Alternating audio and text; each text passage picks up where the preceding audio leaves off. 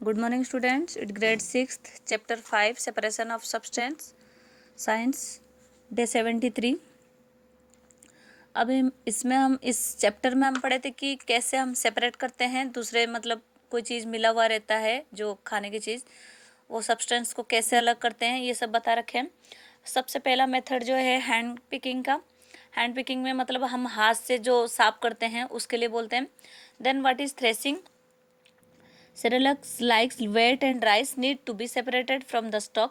The process of separating grains from the stalk by beating them on the ground or by machine is called threshing. It is done in the following ways. अब जो मतलब अनाजों को मार के उनको अलग करा जाता है उसको थ्रेसिंग बोलते हैं। In manual threshing, the farmer hold a pile of crop in his hand and hit it on rock or any hard surface. During this process, the grain separated from the stalk. अब जो भी है ये इससे ये separate अलग हो जाता है। Threshing can be also be done by a machine called threshers.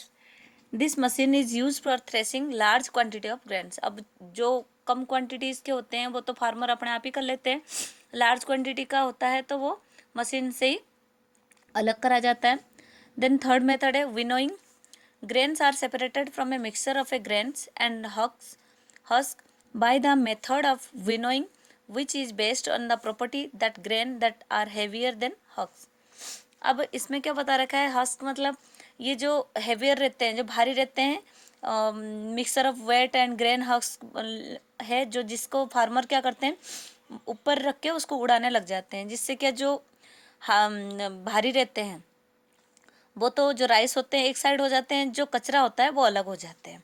The method of separating heavier and lighter components of a mixture by wind और blowing air is called winnowing. Then sieving.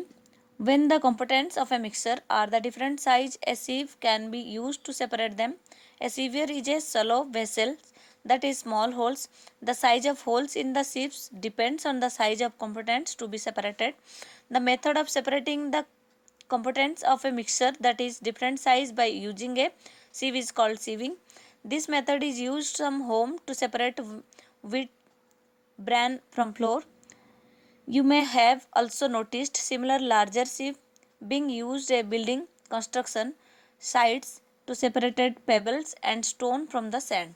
अब इसमें क्या बता रखा है कि जो sieving होते हैं ये सेपरेट करते हैं जो स्टोन वगैरह रहते हैं बजरी में या सैंड में, उसको अलग करने के लिए। Sieving is use to separate stone and pebble from sand. अब इसमें एक्टिविटी जो बता रखा है इसमें बता रखा है to understand the process of sieving things needed some wet flour, some pulses and color chalk powder. Take 100 grams of wet flour and mix it with some pulses. Put the mixture of wet flour and pulses in a sieve. Move the sieve back and forth rapidly. Take 100 grams of wet flour and mix it with colored chalk powder. Put the mixture of wet flour and colored chalk powder in a sieve and move it back and forth rapidly. अब इनको क्या करेंगे, हम एक जगह पहले mix कर देंगे और फिर जैसे हम सीविंग में सेपरेट करते हैं वैसे उसको सेपरेट करेंगे हम। Then distance the size of pulses is bigger than the size of holes of sieve. Hence the pulses could not pass through the hole and the left behind the sieve while the flour passes through the holes.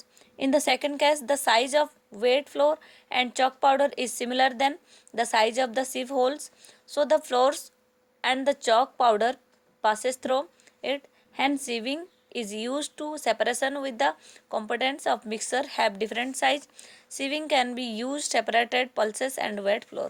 अब हम इसको इस activity को करके हम sieving का जो process है वो समझ में आ गया। Thank you.